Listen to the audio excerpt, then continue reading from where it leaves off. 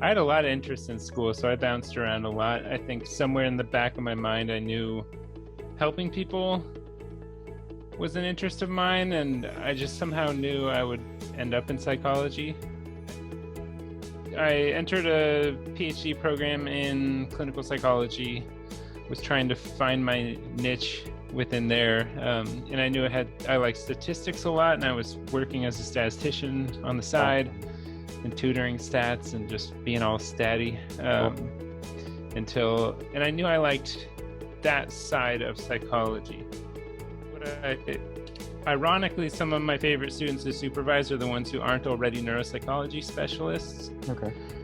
Someone in forensic psychology or peds or whatever, behavioral health psychology, and getting to spread the word of psychology, of neuropsychology to them, and kind of make it applicable to them, which I think sort of parallels the idea behind TogetherWell, which is to sort of bring wellness to the masses.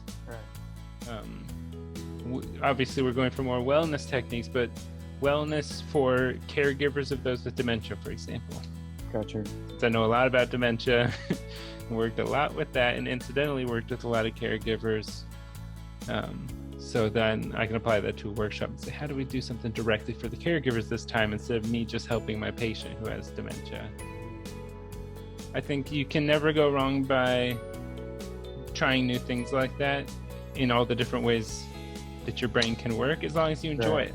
Another one, besides maintaining this type of intelligence and social intelligence, make a new friend, do a new language, is also emotional functioning. None of this is going to matter much if you're depressed or stressing yourself out too much. So some of these type A people, I might tell them, you already have a job as an engineer. You think all the time, then you go home and then you help your kids with their homework. You're thinking all day long, and you have all these interests. I don't want to add more to your to-do list. Your problem right now is that you never take time for yourself to just contemplate a blade of grass. If you believe in the brain hypothesis, the brain controls or has a role in pretty much all our behavior, which shouldn't be a belief. I think it's well proven fact, but some people are still surprised by that. So you'll see these studies where they saw that on an fMRI, people who were depressed, their brains connected differently than people who weren't depressed. Different parts of their brains were more active than people who weren't depressed. That their brains looked and behaved differently. And I would say, obviously, the depression is not really in your heart, it's in your brain. And so, of course, if they're thinking and acting and feeling different than these non-depressed people, your brain's going to look different.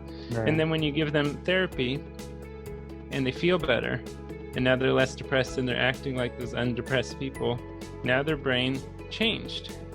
And they'll do that. They'll do a study and say, oh, wow, after therapy, you actually changed their brain. You changed the connectivity, neurotransmitters in their brain. You changed a lot in their brain just by talking to them. When you practice things, you do get better. I know we all forget that when we're adults, but when you were a kid and something was hard and you just practiced it and you got better at it, and that can include mindfulness, and it does change your brain. It doesn't mean you're stuck that way. You're never stuck a certain way. So you can always work on something like mindfulness. If it's obviously, for those listening, for very severe depression, sometimes a combination is the best way to attack it, right?